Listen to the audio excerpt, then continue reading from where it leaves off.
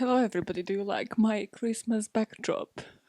It's another Friday, means another Minisode. This camera is way too close to me for my comfort, which is like the normal proximity, but I never understood that normal for other people is literally like half a meter away. Like I can touch you, everybody. I can touch you. Yeah, this is gonna be a weird one. We are going into the psychology of people that obsess with royals. I mean, you all asked for it. No, none of you asked for it, but but it's essential to understand the people we are talking about this month. Because you actually have a close up look at me if you are following this on YouTube. I haven't done my lips or anything to them. I have just had, like, my stash removed by wax. Haven't done that literally since I was a teenager. Today I was like, yeah, why not? Complete idiot. And I forgot how my skin reacts to everything in general, and now it's all like swollen and red. So, yes, I didn't have like lip fillers. Those would be really weird lip fillers, to be honest with you, because it would be like as if somebody just decided to fill the bottom of their nose. As if I had to make my nose even bigger. Hi, yes, this is by all means necessary. It's a podcast. This is a mini-sode. It's tiny in mini, and that's why I will shut up now and put you into the perspective of why we're talking about this topic. I'm your host, Maya, yes. Forgot how this is done. Which I don't do it for a week and it's gone. It's gone out to my brain. I'm like, how do you do intros? You just talk about random shit that you have done today, like waxed your mustache. So, to put things into perspective and just to explain to you like the level of obsession with royals and just royal family, we're talking about a UK royal family, not like, I don't know, Swedish or something. Does Sweden have royal family? Okay. Are people obsessed? Yes. Let's just look at the numbers for a second. So nearly 23 million US viewers watched the coverage of Prince William and Kate Middleton's 2011 wedding. The one that I thought like it might have been a wedding, but it might have been a funeral.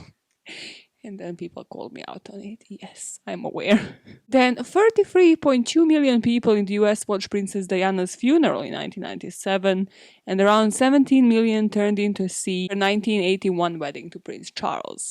And from what I've seen, around 18 million people tuned in, but this is UK stats, so I couldn't find the US stats for the wedding of Meghan and Harry. Another interesting fact that I have found is that people do these YouGov surveys just to see like, hey, what do people still think about monarchy in 21st century? And one such survey in 2015, so pretty recently, has found that 68% of Brits believe the monarchy is good for the country and 62% believe we'll still have a royal family in 100 years. So yes, they're here to stay and people are here to obsess with them. And who is really ensuring that royal obsessions are here to stay? Well, there's a continuous media loop. Because the public is interested in celebrities, the media is going to continue covering them. And because celebrities are in the media, the people are going to continue watching it. And it's like this constant loop that will never stop. So I went along and done the easiest research today. This was the easiest topic to research. I wish every single thing was this easy. Literally googled psychology of people obsessed with royalty and there was tons and tons of articles. So I divided it into 4 broader reasons. Most of your obsessions will probably fall under these 4. Maybe I haven't covered something and then let me know. So let's go on to number 1. Numero uno, baby. The first broad umbrella of obsessives with royals, I like to call Cinderella story enthusiasts. It's those king and queen archetypes. And the premise of it is that we are told fairy tales since our childhood. And we are told those fairy tales, fables, like any story, even in history books, you're told history is about kings and queens and princesses. So as a child, you're pretty impressionable and you want to feel special, valued, and important. And they put Instagram children more than others. And this is why this royal archetype, this heavy impression that kings and queens, especially in the UK because the monarchy has been around forever, people do want to believe that there is a chance for one of them to have their happy ending, to get their prince. And then they move on from those fairy tales to rom-coms, and then they just enhance that belief. This is why establishing interest into true crime is actually healthier for you. I tell you. Your parents might think you're a lesbian, but at least you're gonna have healthier interests and perspectives in life. Okay. Personal opinion. And what this does to people is really that everybody develops unrealistic fantasies because all these movies, all these fables make it look attainable. And then currently, well, with first starting with Diana, then now with Megan, you're like, but this did happen. This was attainable for some people. So there was this therapist in LA that said the therapists often spend a lot of time helping you let go of these unrealistic fantasies so that you can see your partner as a real person, not as a magical solution to all of your worries and insecurities. So this is like somebody that was doing like couple counseling. So yes, this therapist Brandy Angler said about Meghan Markle's wedding that she did achieve the wish fulfillment of the Prince Charming fantasy, and we all get to witness it and live vicariously because we live things through the others, as always. With me, as you can see behind me, through Harry Potter. With some people, as you can see, through royal weddings. Just stories of becoming a princess. And then once living it obviously through this person now, well, you find a relatability factor. You find that you and that person aren't that far off. Like, she was just a normal girl who then got the role on Suits. Diana was just a kindergarten teacher. So the fact that it's somebody that you can see as your friend just adds to this phenomenon. So Rebecca Hendricks, a holistic psychotherapist in New York, says about Meghan that she is the epitome of the American dream in that she worked against the odds of race, gender, and economic class to achieve her success. And then it goes to say like about how she worked about women's empowerment and how she has awesome affordable shoes. Not all the articles that you find is the easiest topic to research, but not all of them are then great. And then there's a hyperlink where to buy Meghan Markle's favorite white sneakers. There are websites, there are people that heavily monetized on this, and those are like the most interesting to actually look at. There's a whole blog that I have found, I think it's called What Meghan Wore, and then like there's extensions of like what Kate wore, what Kate's children wore, and then it's literally somebody just taking pictures from tabloids, from paparazzi about this fashion and then telling you where you can get it. So it's definitely attainable as a lifestyle. You go for it. You become a princess. I don't know who else you're gonna marry in that family, but there's probably somebody. Or they'll end up having children, so you can just marry them when they grow up. Sickening. Sickening. Stop suggesting people weird shit. And all these effects then make you feel like if you are rooting for somebody, like Meghan, like Diana, like whoever in that family, that makes you feel like you're rooting for yourself, because that somebody came technically from the same roots as you, especially now with sort of the representation of a mixed race couple and mixed race children in the royalty. People are like, hey, finally, we see it, and then we can also aspire towards it. This also then further leads you to aspire to be the best version of yourself, because you don't imagine Meghan and Harry coming from a wedding and be like, oh yeah, honey, can you wash the dishes? Like, yeah, let's plan the honeymoon, let's catch a plane. No, they have moved away from that. And you see the balls, you see the crowns, you see the red carpet, you see the causes that they are working towards. And you're like, well, I can do that. I can drop washing the laundry for this lifestyle and be the best version of who I want to be. In that light, as like trying to be the best version for yourself, you might actually be attracted to it, not because like you see it as much as a representation, but you identify so much as a person that you're like, well, me as an underdog, I can actually identify with this person and change equivalently. So in this light, the underdog hope might be actually more powerful than you realize. It motivates you and helps you to aspire to be your best self, even if it is a bit delusional on the surface. However, there is a healthy level of this first umbrella thing, and then there is people that push it to like stalker level. Like some people that I'm speaking about this month, like Michael Fagan. Next week's topic, not gonna spoil it, but again, it's somebody who kind of like gets a bit too attached and then kind of starts living close to them, or just gets really fixated on one certain family member. Then it's not about attaining a lifestyle, it's all about the focus on that one person. And this is once you either get into stalking kind of thing, but also it can be that you identify as a soulmate for the person. You are seeking a close relationship. I mean, just picture it from this being like, that's kind of what I thought, because I still have no fucking clue, like, how did Meghan and Harry come about? Like, she wasn't even that present on social media. I can just imagine somebody had to slide into someone's DMs. And just imagine that from a perspective of like her doing it, but her not being as hot. And how that would have been seen as some desperate case. But luckily for them, well, Meghan was hot and Harry was like really on board somehow watching Suits. I don't know. So, yeah, that resulted positively for them.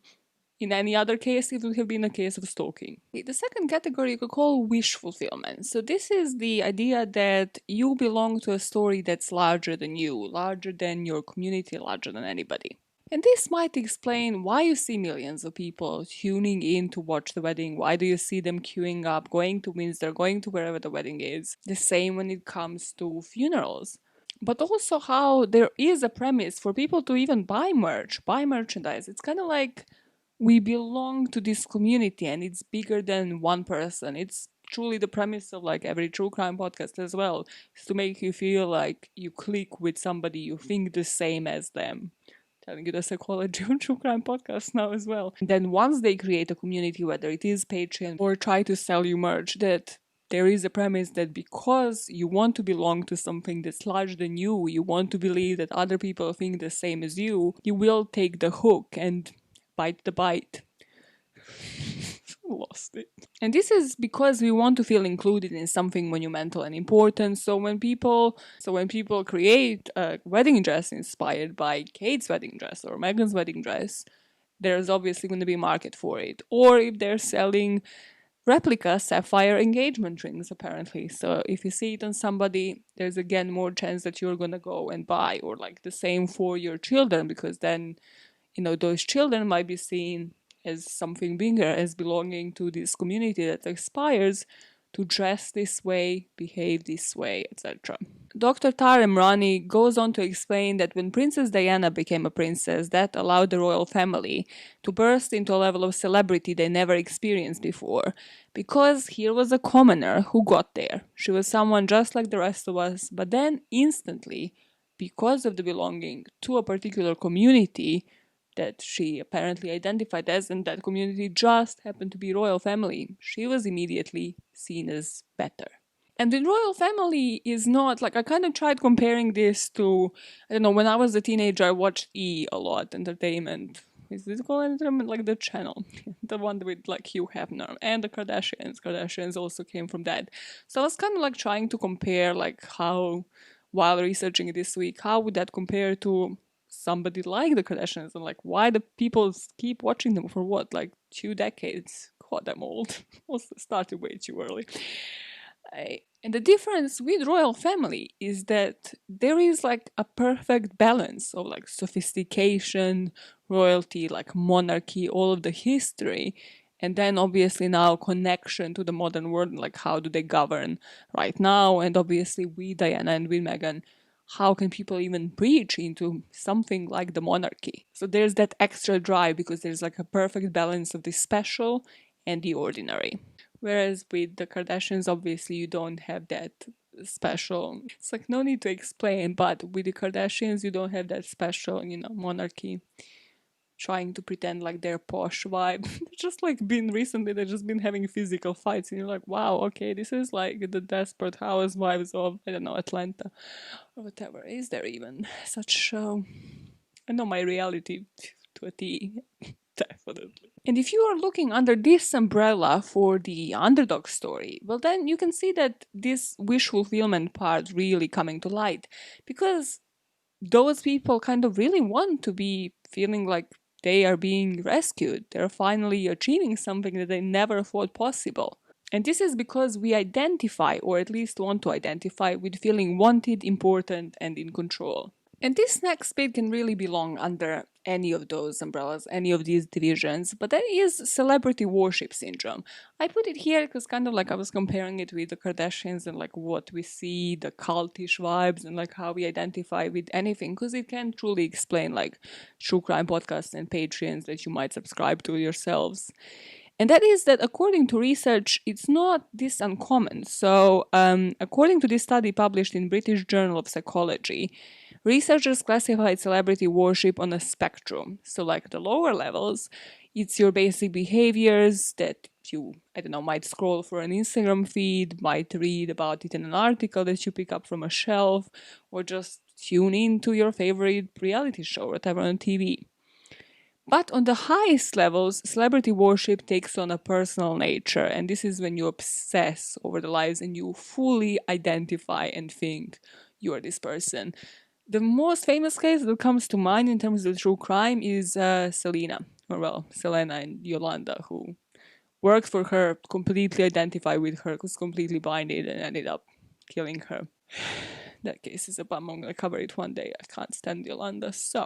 And this leads to you being gratified by their successes, but also then hurt for their failures, as if they're your own, because you truly like feel them on your own skin.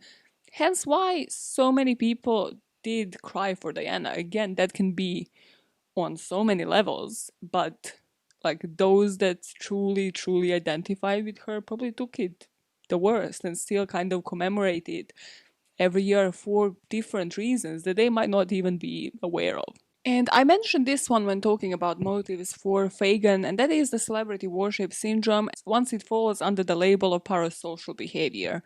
So as I mentioned, I won't go like too much into detail, but that is when you create a one-sided relationship with somebody and they have no clue that you are that obsessed with them, but you are. And then once multiple people become obsessed, it becomes like the paparazzi stalking with Diana that didn't really result in good things, did it? And Farley says like this is so hard because A, it's enrooted in us, but then also it kind of subconsciously stays there because you always have dreams of happiness or wealth or money, of status and social influence, and then that starts early with like fairy tales, but then you kind of move on and you have this deep attraction to heroism, being a hero, which then stays with you to some extent through your whole life. So royals and other people like Hollywood figures and the Kardashians keep this phenomenon alive. And then in one of those articles they put that this is truly like a real life Truman Show. I have only watched Truman Show this year. I loved it, to be honest, but at the same time it kind of is so applicable to today compared to like when it was actually made, and I was just like, wow, we truly live in just like a dystopian circle of hell. That's this episode's title, Dystopian Circle of Hell. That's it. Fuck it. Also, if you like dystopian shit, watch The Barrier or La Valla it's in Spanish on Netflix. It's sick. It's sick, and it's truly the worst show to watch during quarantine, which makes it the best show to watch during quarantine because it's about like curfews and then a virus sparks up, and it's kind of like the place where government doesn't rule and you do whatever you want. So yes, that's a good dystopian TV show. Cool. And then just spark that anxiety from that show with Big Mouth anxiety. That show is precious. It's precious. If I identify with anyone, okay, I hope I don't identify ever with Jay from Big Mouth. But that is the only show truly that maybe in the past decade, to be honest, has blown my mind absolutely.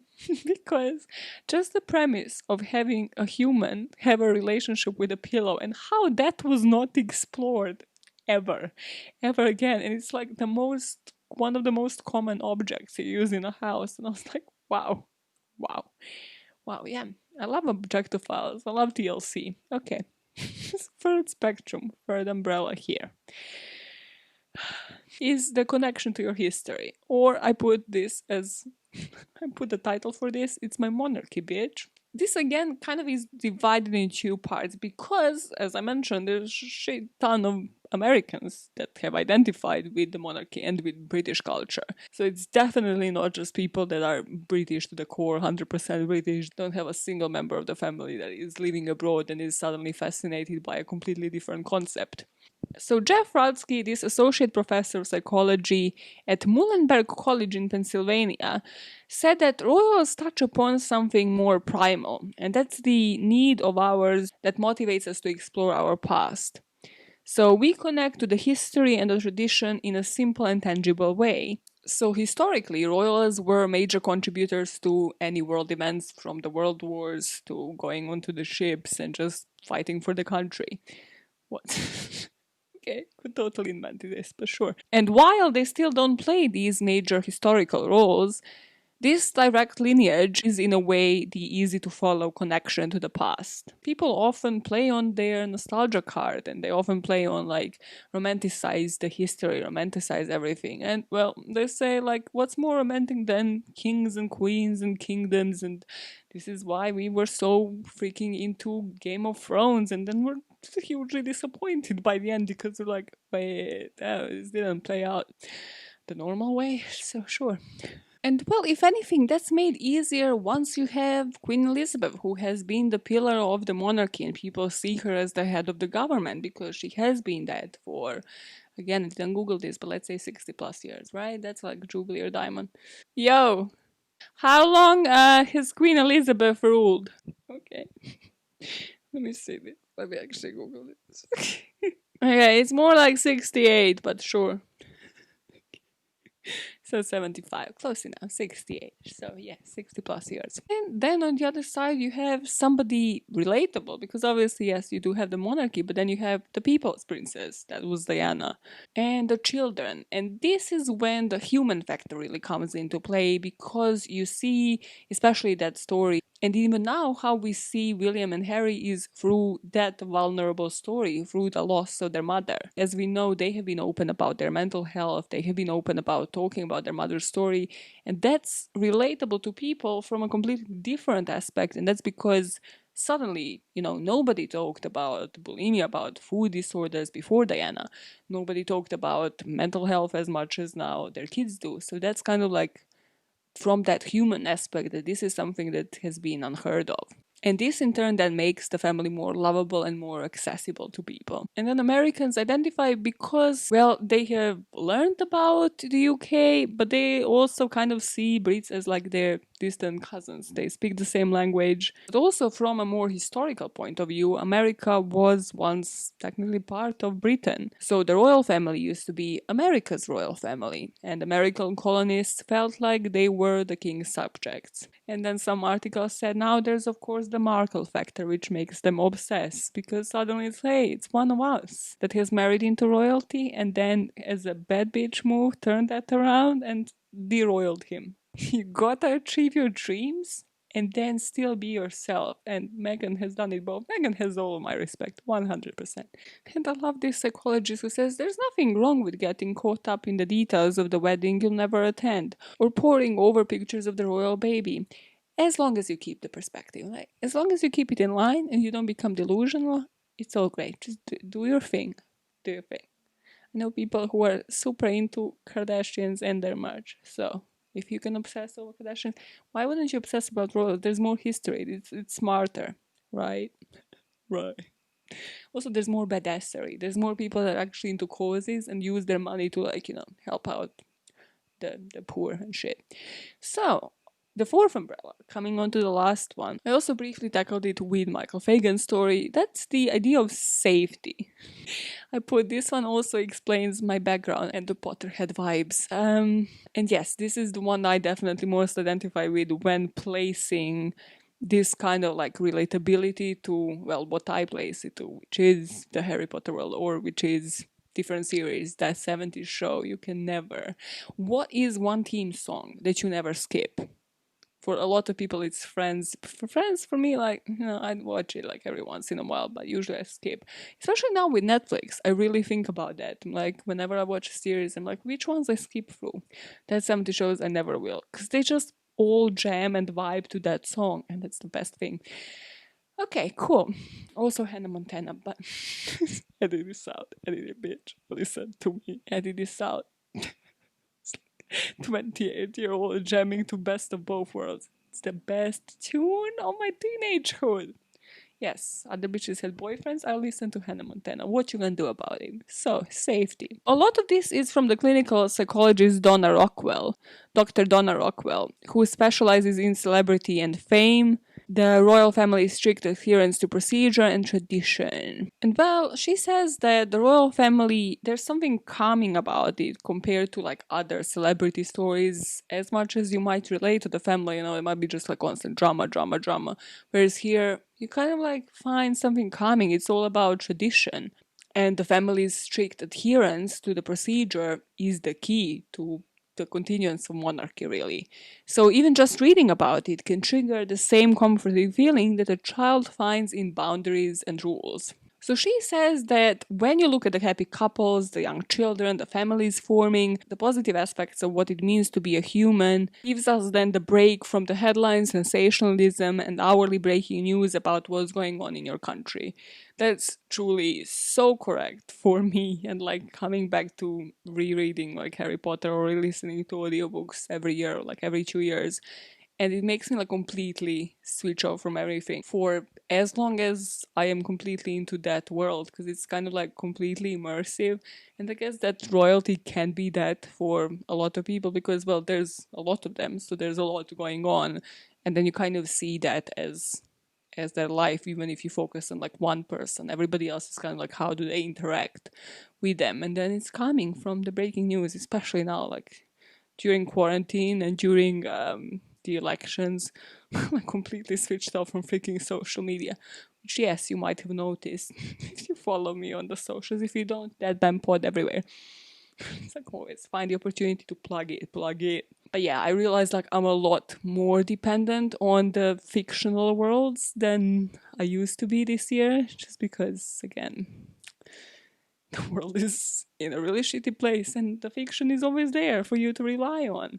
And then you just need to keep your perspective, and when you come back into the real world, don't lose your shit. So, it's completely not a personal story of a girl that had so many meltdowns. Okay.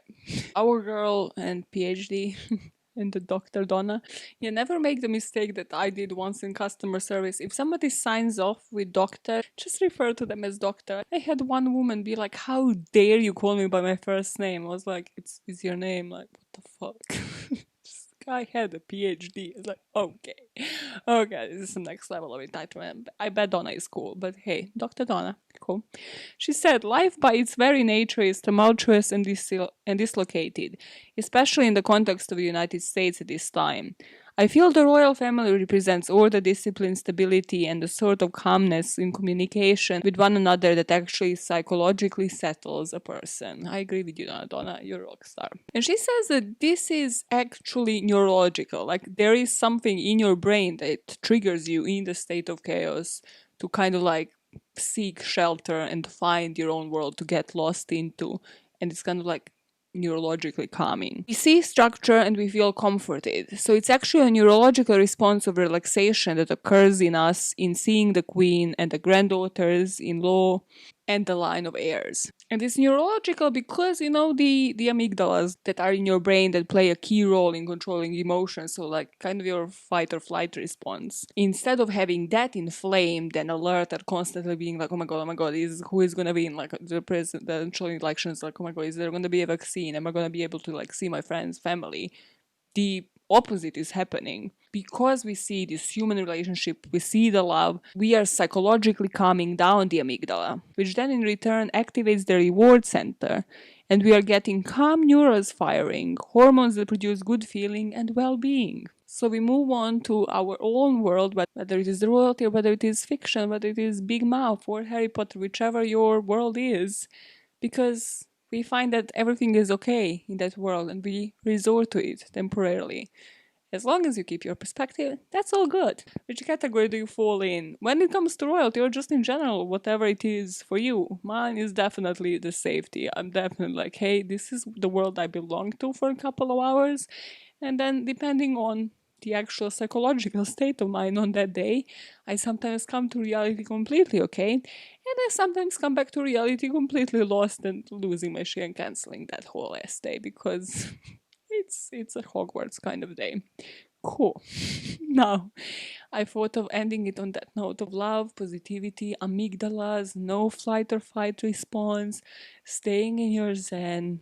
And yeah, what better way to end a freaking mini-sode? I mean, what else do you want from me? Like, duh, it's like the best way to do it. So until Monday, you enjoy the weekend. Like, you go to whichever world makes you happy. As long as you don't end up stalking Meghan Markle or just anybody in general. You do you, man. But until then, happy Friday.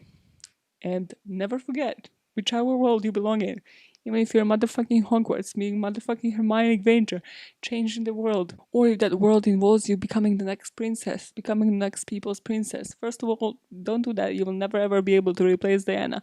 Don't you even fucking try. But you keep making it a better place. One motive at a time. Oh, bye, backers. Oh, now what I can do, because I'm so close to you, I can shut these slants, and then you don't see me. Okay. Lost it. Completely lost it.